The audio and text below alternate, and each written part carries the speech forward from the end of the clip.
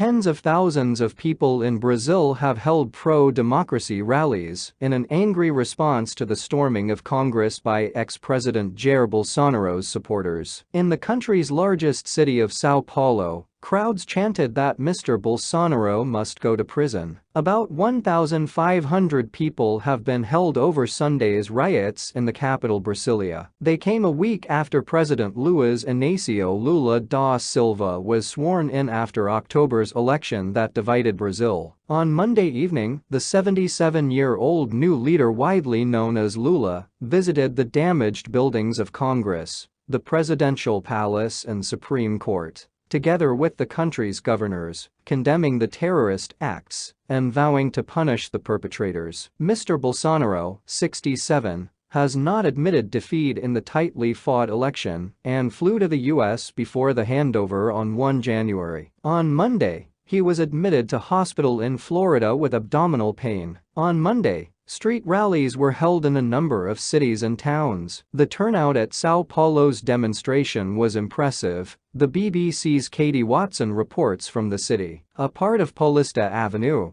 Brazil's most famous street, was blocked off as crowds filled the area, singing, dancing and chanting for justice. Many came dressed in red, the colors of Lula's Workers' Party. Others waved placards saying, "No amnesty for the coup-mongers," and called for those responsible to be punished. There were also chants of prison for Bolsonaro. "I don't agree with what happened in Brasília, it was a nightmare. I don't agree with those who believe that with democracy you can use your power to destroy democracy," Gabriel, who only gave his first name, told the BBC. "I want to show to the world and our country that even though there are thousands of people who believe the elections weren't valid, here in Brazil, we have a gigantic number of people who believe we can trust our government, we can trust in our democracy," he said. Marina Rodrigues Carmona, another demonstrator, told the BBC, "Polarization is a big problem. Everyone has their own ideas, and I don't think there's much dialogue between the two sides." There was, however, a huge police presence. At times, the atmosphere has felt tense. People are still processing what happened in Brasília,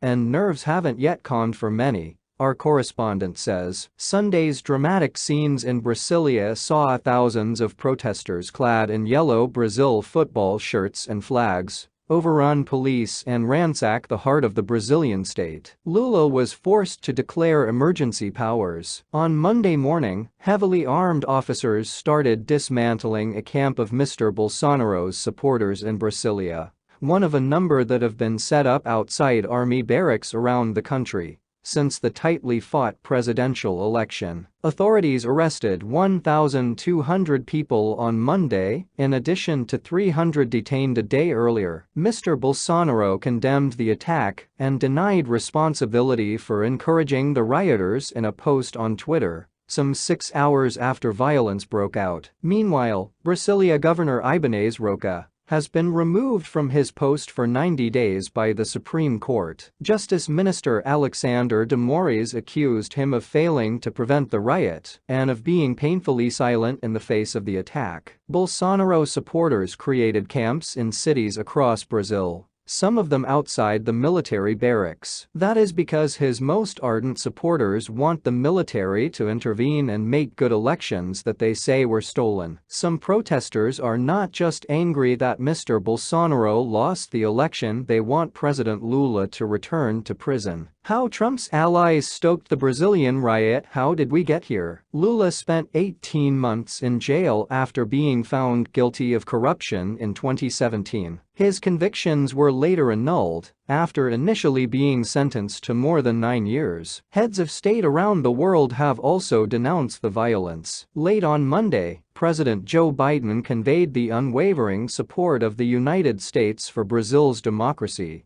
during a phone call with Lula, the White House said in a statement. Comparisons have been drawn with the storming of the U.S. Capitol on 6 January 2021.